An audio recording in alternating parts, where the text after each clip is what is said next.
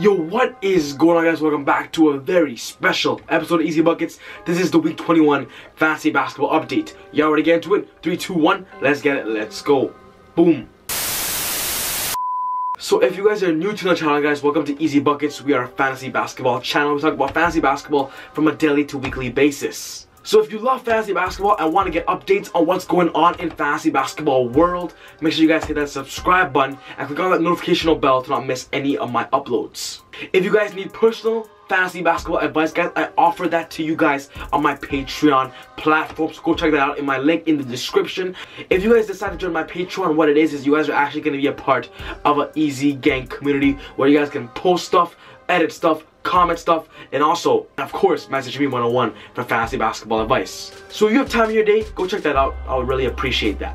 Without wasting any more of your time, we're going straight to the list of the Week 21.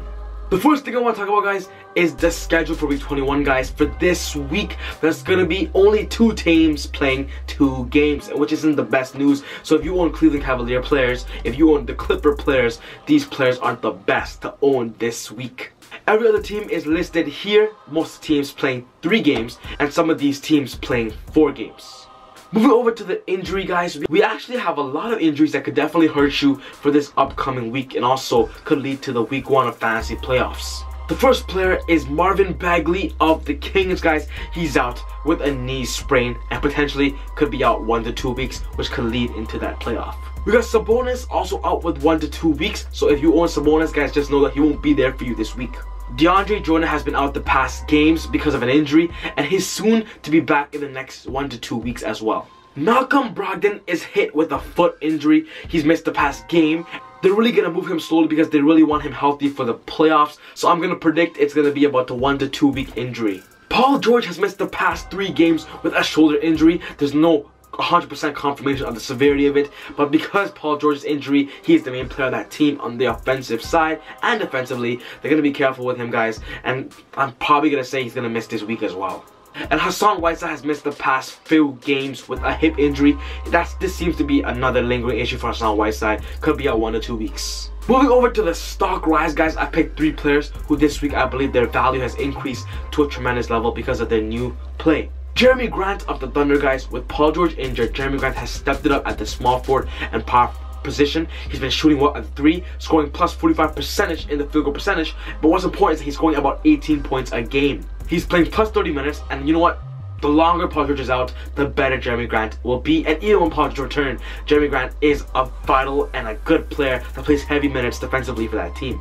Trae Young has had a monster week, guys. If you own Trae Young, this guy put up average of 40 points per game. And of course, you know what? He didn't have the best early on fantasy season, but now as the season comes to a close, we see that why Trae Young was such a valuable rookie at the beginning of the year. He's showing that he can score, and you know what? His fantasy value has increased to a tremendous level. Kelly Oubre of the Phoenix Suns, guys, has value written all over him, as is increasing all over him, because ever since TJ Warren got hit with injury, guys, Kelly Oubre seems to be that small forward for the team and the future of the Suns. He's averaging about 17 points a game with him out, and you know what? I don't see that stopping because I don't even believe TJ Warren will return anytime soon, especially when Kelly Oubre is playing this well. Even though they're not winning games, they're trying to develop Kelly Oubre. Moving over to the drop value players, guys, I picked 3 players who this week their values have dropped and could foreseeably not be the best upcoming. Miles Turner of the Indiana Pacers, guys, we don't know what's going on, but ever since he goes up against a better big man, he's just not scoring the ball. He's averaged about 8 points the past 2 weeks, but the good thing about him is that his blocks are still there, so he's still a must-own player because he's averaging about 3.5 blocks, but his value is decreasing. So if you need a low-end player that gets you blocks, Miles Turner, value and price has decreased. Chris Dunn is one of those cheap point guards now that you guys can get for cheap assists, but just tell you now, he's not the best at field goal percentage, not the best at turnovers, and not the best for points, but he'll give you a good 5+ assists per game. And Dunn is just not playing well. Over the past 2 weeks, average about 8 points a game.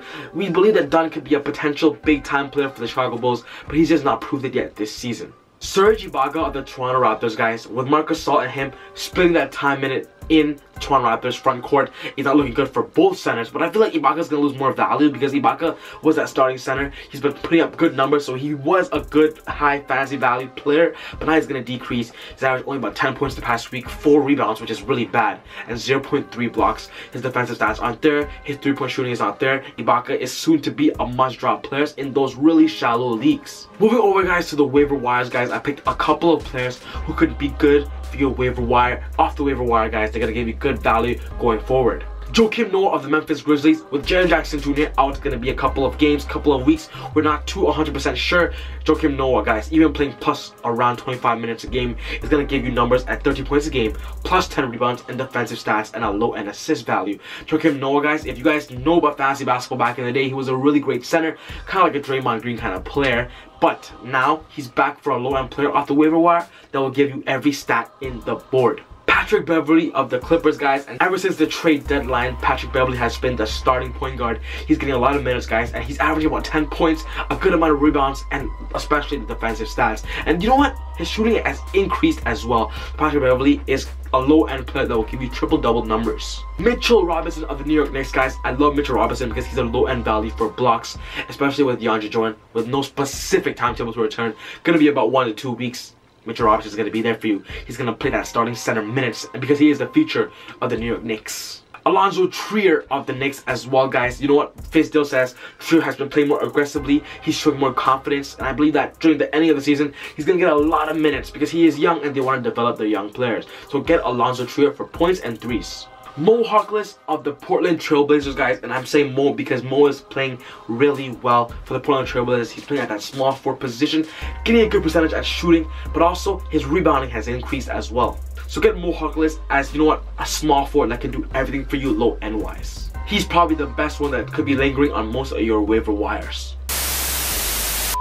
Well, alright guys, that wraps up the list on the week 21 fantasy basketball update. If you enjoyed the video, guys, make sure to just smash that thumbs up button and show your appreciation and support by leaving your opinions down in the comment section down below. But once again, if you're new to Easy Buckets and love fantasy basketball, guys, hit that subscribe button and click on the notification bell to not miss any of my videos, because you guys do not want to miss any videos as your fantasy is going towards the playoffs. Once again, if you guys want fantasy basketball advice and want to support Easy Buckets long term, guys, go check out my Patreon account where I offer you guys fantasy basketball advice, a community feed where you guys can post things and do so many, guys. This is basically my website. So check that out, guys. I would love for you guys to be a part of that. But before I end the video, I just want to give a shout out to one of my patrons already, guys. A big shout out to Chris R for being one of the earliest patrons on my account.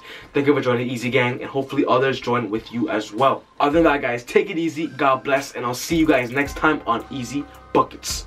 Woo! I feel like Usain in the cheetah print.